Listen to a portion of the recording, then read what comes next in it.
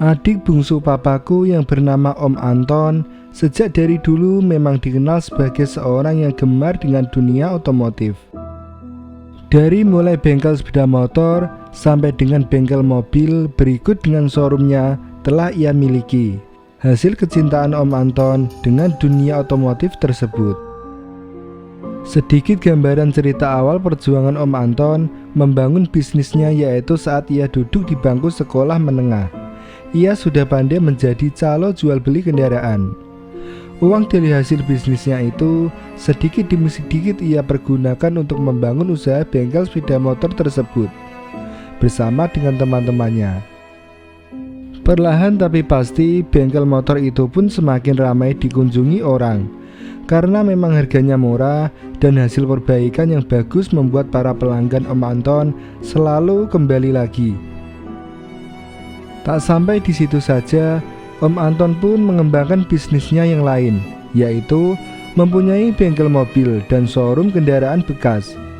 Bertahun-tahun menggeluti dunia otomotif sejak dari dulu sampai sekarang, Om Anton semakin teliti dalam memilih kendaraan yang ia akan jual. Dari sekali melihat dan mengamati bentuk mobilnya saja, Om Anton bahkan sudah bisa mengetahui mobil bekas yang dijual kepadanya pernah mengalami kecelakaan ataupun pernah terendam banjir. Namun itu semua tak masalah bagi Om Anton, karena ia pun sudah mempersiapkan bengkel mobil miliknya dengan montir yang sudah berpengalaman untuk mereparasi mesin. Selama hampir 25 tahun ia berkutat dengan bisnis otomotif. Tak pernah ada hal aneh yang menimpa Om Anton. Namun semua berubah saat tahun 2018 kemarin. Om Anton melihat salah satu postingan iklan dari situs jual beli online yang menjual mobil sedan Peugeot seri 306 tahun 94 dengan harga 22 juta rupiah. Karena tertarik dengan iklan tersebut, Om Anton segera mendatangi si penjual untuk melihat kendaraan di tempat. Setibanya di sana, dengan teliti Om Anton mengecek setiap bagian kendaraan itu. Si penjual yang awalnya berbohong jika mobil itu belum pernah menabrak, akhirnya pun tak bisa berkelit lagi, karena Om Anton sudah lebih berpengalaman. Ya sudah Pak, karena Bapak sudah paham mesin dan juga karena saya benar-benar butuh uang, saya jual saja mobil ini senilai 17 juta, ucap si penjual kendaraan. Mendengar hal tersebut, tanpa pikir panjang, Om Anton pun langsung membayar nominal uang yang disepakati, lalu membawa pulang kendaraan yang baru ia beli. Kendaraan tersebut dibawa ke bengkelnya untuk dimasukkan ke dalam showroomnya. Keesokan harinya, Om Anton yang berantusias untuk melakukan perbaikan mobil tua itu langsung menyuruh dua anak buahnya untuk mengganti beberapa bagian mobil yang dianggap sudah jelek, terutama di bagian interior dan juga bagian mesin. Namun, saat Wandi atau pekerja bengkel yang baru saja membongkar jok depan mobil itu, ia melihat ada banyak noda merah, yang jika diperhatikan itu adalah noda darah kering yang berceceran di bawah jok pengemudi. Wandi pun sempat bercerita kepada Om Anton temuan yang baru saja ia lihat. Tetapi saat itu Om Anton malah berkata, "Gak mungkin Dewan, kalau ceceran noda darah bisa sampai di bawah jok. Bisa jadi cuma kotoran biasa Wan. Ya sudah, tolong kamu bersihin saja ya sekalian," pintanya pada Wandi. Kemudian Pak Wandi kembali membersihkan mobil itu. Tetapi lagi-lagi muncul keanehan, yaitu banyaknya gulungan rambut panjang seperti gulungan rambut rontok yang berserakan di dalam mobil tersebut. Saat itu Wandi dan Janu malah sempat bercanda kepada Om Anton. "Kok Anton, yang bener saja deh, masa ini mobil jorok begini kok Anton beli? Emangnya nggak ada mobil yang bagusan dikit ya?" tanyanya sambil tertawa kecil dan memperlihatkan keadaan dalam mobil yang berantakan. Om Anton mulai agak penasaran dengan perkataan Wandi. Ia kembali melihat ke dalam mobil dengan sebagian interiornya yang sudah dilepas untuk diganti. "Loh, masa sih? Sewaktu saya cek kemarin rasanya mobil ini nggak ada banyak kotoran rambut berserakan deh. Cuma jok-joknya saja memang terlihat usang, jawab Om Anton. Tak lama kemudian, posisi Om Anton yang tepat berada di samping mobil merasakan ada bau anyir menyengat dari dalam mobil yang langsung membuatnya menjadi mual. Wandi, gila kali ya yang punya mobil ini sebelumnya.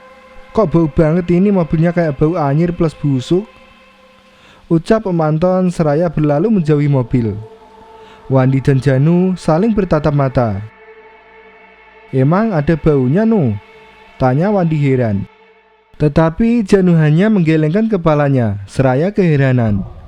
Tak cuma sampai di situ keanehan-keanehan yang terjadi. Tepat di sore hari sekitar jam 6, saat bengkel mobil milik Om Anton mau segera tutup, ia didatangi oleh seorang perempuan yang bisa dibilang berumur 20 tahun ke atas. Wanita itu memang terlihat agak sedikit pucat dan hanya berdiri menunduk di depan bengkel Om Anton. Mau cari apa, Kak? Maaf, bengkelnya sudah mau tutup nih, ucap Om Anton. Wanita itu hanya tertunduk dan justru malah menangis. Kok? Ngomong sama siapa sore-sore? Tanya Janu heran. Om Anton menunjuk ke wanita yang berada di hadapannya. Tapi wanita misterius itu sudah tidak nampak lagi, dan berganti bau menyengat anyir di hidung Om Anton yang membuatnya mual untuk kedua kalinya. Janu, Wandi, Tiwul, setelah kalian selesai beres-beres, langsung pulang saja duluan. Saya mau ke atas dulu, biar nanti saya yang kunci bengkelnya, ucap Om Anton. Oh iya, bengkel Om Anton ini di lantai 1 dan rumahnya berada di lantai 2. Om Anton yang merasa mual itu hanya karena masuk angin kemudian meminta dikerik istrinya dan lalu tertidur. Dalam tidurnya, Om Anton bermimpi didatangi sesosok perempuan yang setelah ia ingat-ingat kembali, perempuan itu persis seperti yang barusan berdiri dan menangis di depan bengkelnya. Perempuan itu tidak mengatakan apapun, namun ia hanya menangis bagai tersayat-sayat.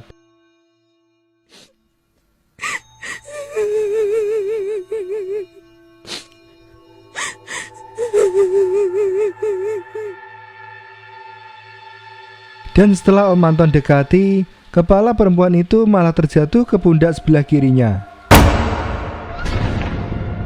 Jika dijabarkan secara rinci, leher perempuan itu seperti tidak memiliki tulang. Perempuan misterius tersebut kemudian melirik tajam ke arah Om Anton sambil mulutnya menyeringai. Om Anton yang ketakutan sontak terbangun dengan berceceran peluh dan nafas yang mulai tersengal-sengal. Om Anton yang sadar itu hanya mimpi segera bangkit dari tempat tidur, dan ia pun teringat belum menutup pintu bengkel di lantai 1. Dengan langkah gontai Om Anton menuruni anak tangga. Namun baru beberapa langkah menuruni anak tangga, seketika ada tiupan angin dingin di tengkuknya yang membuat dirinya tiba-tiba menjadi merinding. Mata Om Anton pun terganggu dengan keadaan mobil yang kedua. Pintu depannya terbuka serta lampu mobilnya menyala. Wandi, Janu, sama Tiwul kayak baru sehari 2 hari aja sih kerja di sini. Masa mobil dibiarin dengan keadaan begini? Batin Om Anton sambil masuk ke dalam mobil, ingin mematikan lampu dan mencabut kunci mobil yang pastinya masih tertinggal di dalam. Lampu bengkel secara tiba-tiba berkedip dan lalu mati, membuat Om Anton agak sedikit terkejut. Degup jantung Om Anton mulai tidak karuan, dan dengan keadaan sekitar masih gelap, hanya ada pantulan sinar cahaya dari lampu mobil yang masih menyala. Om Anton berusaha meraba-raba untuk menggapai kunci mobil yang masih menempel. Namun alangkah terkejutnya Om Anton ketika matanya tak sengaja menunduk ke bawah. Dilihatnya kepala buntung seorang perempuan dengan rambut panjang menjuntai.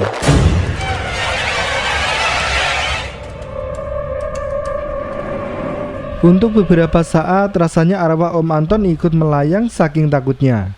Namun dengan sisa tenaga yang ia punya, Om Anton segera berlari ke lantai 2 dan membiarkan bengkelnya belum terkunci serta keadaan listrik mobil yang menyala. Loh, Papa kenapa lari-larian gitu di sini? Tanya istri Om Anton. Enggak apa-apa kok, Mah. Jawab Om Anton tergagap sambil mengatur nafas tersengal-sengal. Sang istri lalu memberikan Om Anton minum supaya Om Anton agak tenang. Mah, ayo temenin Papa ke lantai 1. Papa mau kunci bengkel, pinta Om Anton kepada istrinya. Bukannya Papa barusan ke bawah udah kunci pintu bengkel? Tanya istri Om Anton heran. Iya, tapi udah lama. Pokoknya Mama ikut Papa aja dulu ke bawah. Jawab Om Anton seperti orang yang kebingungan. Om Anton dan istrinya pun langsung menuju ke lantai 1. Begitu sampai di bawah, Om Anton dibuat heran karena ia ingat betul mobil tadi ditinggalkan dengan keadaan lampu mobil yang masih menyala. Tetapi lampu di bengkel mati. Om Anton menggaruk kepalanya dan melihat ke sekeliling sambil melamun. Pah, kok melamun sih? Ya udah, sana kunci bengkelnya, terus matiin lampu, ucap sang istri sambil menepuk pundak Om Anton. Om Anton membatin, sebaiknya ia tak perlu jika menceritakan hal aneh yang baru saja terjadi kepada istrinya, karena akan percuma juga, apalagi sang istri tak mempercayai hal-hal seperti itu.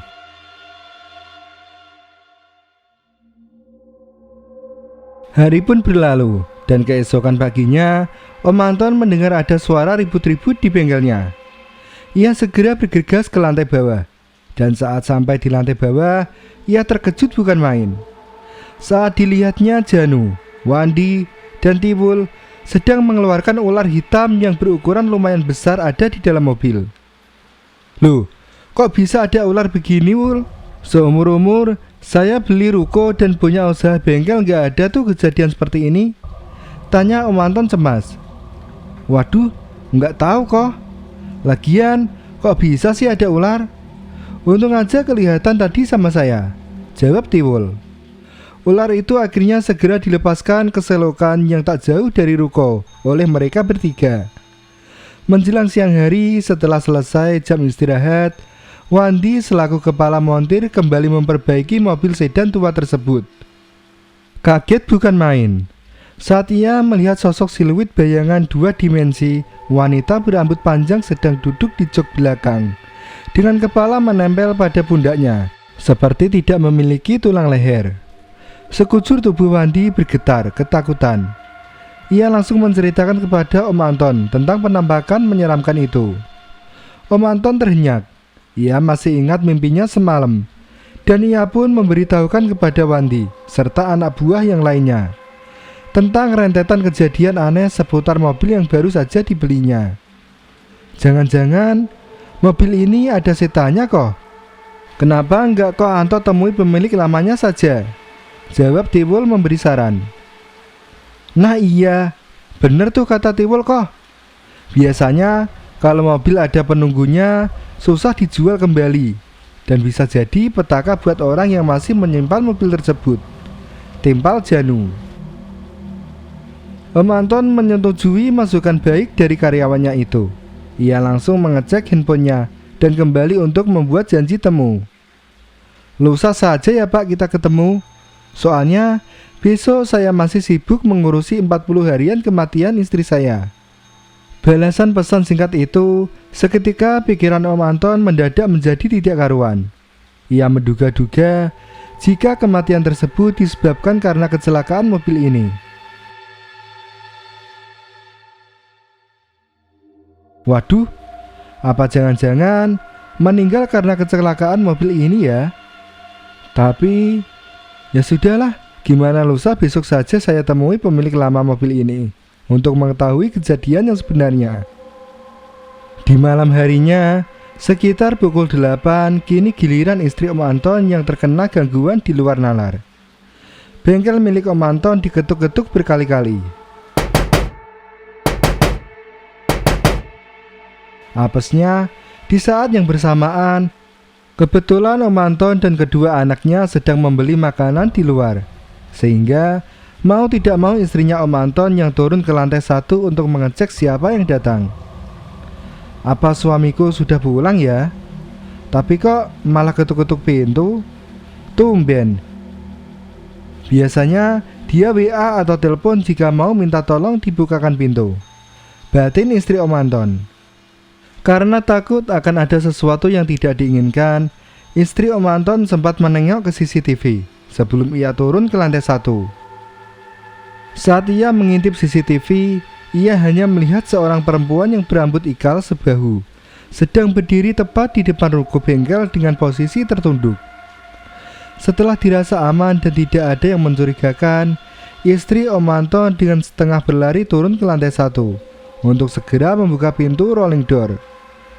"Ya, sebentar," jawab istri Om Anton sambil membuka pintu rolling door-nya. Ketika pintu rolling door terbuka sedikit demi sedikit, istri Om Anton tidak menemukan siapa-siapa. "Oh, mungkin orang iseng atau mungkin salah alamat kali ya," pikir istri Om Anton sambil mencoba menutup kembali pintunya. Belum sampai pintu itu tertutup rapat, istri Om Anton dikagetkan dengan suara tawa cekikian kuntilanak yang berada di atas istri Om Anton. Dengan agak sedikit gemetar ketakutan dan juga penasaran, istri Om Anton menengok ke atas langit-langit. Lalu yang ia lihat saat itu adalah posisi setengah tubuh wanita yang terbalik dengan rambut tergerai panjang dan mulutnya menyeringai. Istri Om Anton yang memiliki riwayat darah rendah pun langsung tergeletak tak sadarkan diri. Sesudah istri Om Anton sadar, ia langsung dicecar pertanyaan oleh sang suami terkait dirinya yang terjatuh pingsan. Om Anton khawatir jika penyakit istrinya kambuh. "Enggak apa-apa, Pak.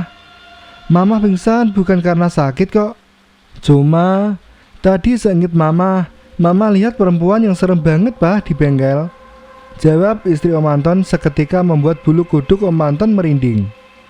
Om Anton pun langsung menceritakan tentang pengalaman mistisnya 2 hari terakhir ini. "Besok lusa Papa akan segera menemui pemilik mobil itu, Mah. Papa akan menanyakan tentang riwayat mobil tersebut," ucap Om Anton. Karena banyaknya gangguan mistis selama ada di bengkel, Om Anton dengan cepat langsung bertindak memindahkan mobil tua itu ke showroom mobil miliknya. Walaupun pengerjaan reparasi mobil tersebut belum 100% selesai.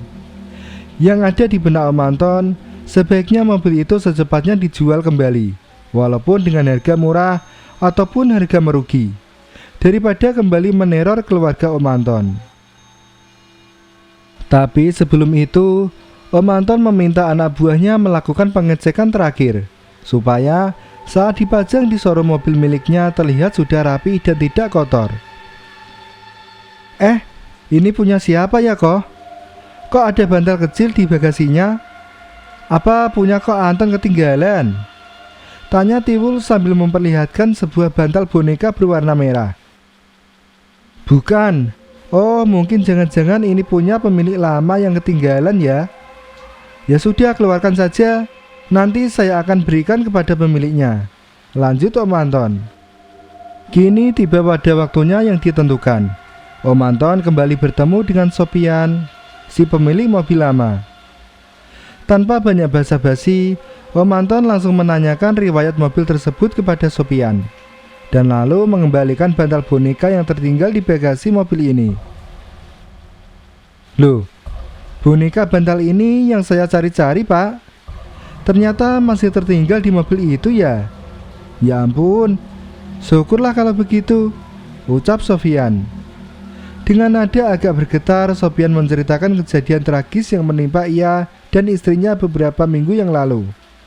Sofian pun menjelaskan jika mobil sedan tua itu sebenarnya adalah mobil peninggalan dari ayah almarhum istrinya. Rencananya, setelah sang istri sudah bisa mahir membawa mobil, memang mobil itu hendak mereka jual dan mengganti dengan mobil baru. Namun, naas sang istri mengalami kecelakaan tunggal dengan menabrak pohon. Kronologis kejadiannya tepat di tanggal 16 Mei 2018. Di pagi hari, sang istri yang biasanya sudah bisa membawa mobil seputaran komplek rumah sampai dengan ke pasar, saat itu meminta ia saja yang membawa mobil sendiri. Sopian pun menawarkan untuk ikut. Namun sang istri menolak. "Mas, kalau saya kemana-mana ditemenin sama Mas, nanti saya semakin lama ngelancarin bawa mobilnya, karena belum berani. Dan juga biar ngelatih feeling saya sendiri dalam mengemudi, ucap sang istri. Merasa karena istrinya pun sebenarnya sudah bisa membawa mobil itu sendiri, walaupun harus pelan-pelan, akhirnya Sofyan pun setuju.